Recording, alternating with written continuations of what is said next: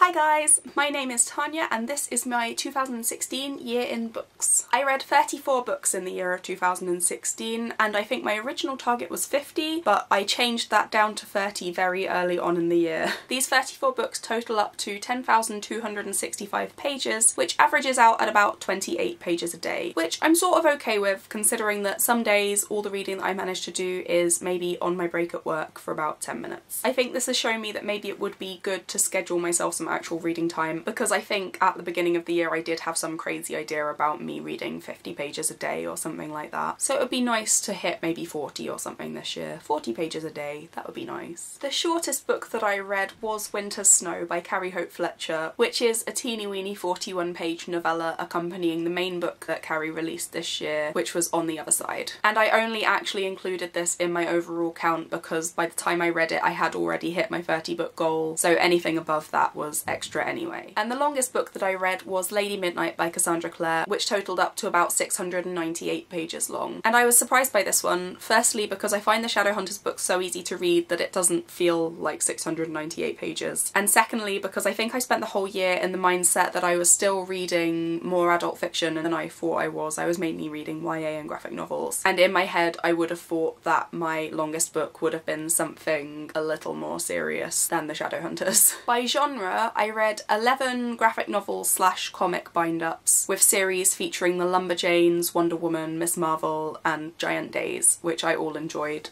incredibly. I've then counted 17 books into the YA slash middle grade category, which is pretty much all the written fiction that I read this year. And I've included things like Harry Potter and the Cursed Child and The Book Thief in that because they have been featured on YA shelves on Goodreads, even though they don't necessarily fall strictly into that category. I only read one book from my 100 Classics challenge, which was Brave New World by Aldous Huxley. I read 3 non-fiction books, 2 of which were memoirs, and these were Reading Lolita in Tehran by Azin Afisi and Wild Swans by Yung Chang, and 1 lifestyle slash self-help book which was about decluttering, which I really needed. I read 1 movie adaptation, which was the Ghostbusters novelisation by Nancy Holder, and I read 1 book whose primary genre was LGBTQ+, and that was Sappho's Fables by Jennifer Deemer and Alora Bishop. But approaching half of the books that I read featured prominently LGBTQ+ characters and issues, and this increased significantly towards the end of 2016 and is something that I really want to carry on. My average rating was 4.2 out of 5 stars, so although maybe I didn't read as many books in 2016 as I have in other years, I did seem to really enjoy what I read, which is super cool. I gave out 6 3-star ratings, 15 4-star ratings and 11 5-star ratings. If you did the maths, there were 2 books that I didn't give ratings to, and one of them was Harry Potter and the Cursed Child, because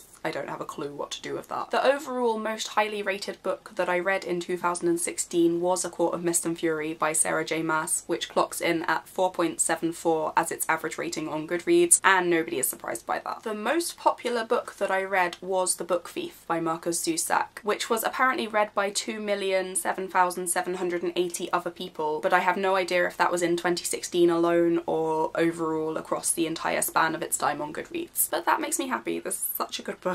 And the least popular book that I read was The Infinite Loop by Pierrick Collinet and Elsa Chartier, which was apparently read by 212 other people in some time span. And I'm going to talk about this because I really enjoyed this book. Maybe it isn't for everyone, but I think more people should definitely give it a look. So our main character Teddy, who is the lady on the front of this book, lives in a future where time travel is commonplace, and she has a job as an agent correcting time travel paradoxes. But then she meets Anno, who happens to be a human time travel paradox and might just also be the love of her life, at which point she has to make a choice. So, funny story. I picked this up really early in the year. I saw the title on the shelf and I thought, ooh, time travel paradox, that's my sort of jam, I love this kind of thing. And at this point I'd really recently come out. So I pulled it off the shelf to have a bit of a closer look at it and pulled it open on this page, which pretty much sums up half the reasoning behind this book. But I was just like, well damn. So this is an LGBTQ+ time travel graphic novel with absolutely gorgeous illustrations and also a fairly interesting utopian slash dystopian society. It does get confusing at times and I had to flick back to a couple of pages to work out what was going on, but it is such a good graphic novel. I would highly, highly recommend it. I just hope more people read it in 2017. So yeah, this was just a bit of a breakdown of my reading in 2016. I'm actually pretty happy with it. Like, maybe not my video, my actual what I read in 2016. Like, there's room for improvement. I hope that you guys all had amazing reading years in 2016, and I hope that 2017 has amazing things coming your way. I hope you're all having a great day, and I will see you all again very soon. Goodbye! So for this video I want my copy of Lady Midnight as a prop. My copy of Lady Midnight is here, underneath every other Shadowhunters book that I own. And I am aware that my shelves are a lot more stacked than they should be for a really cheap IKEA bookshelf. So I'm mildly terrified right now.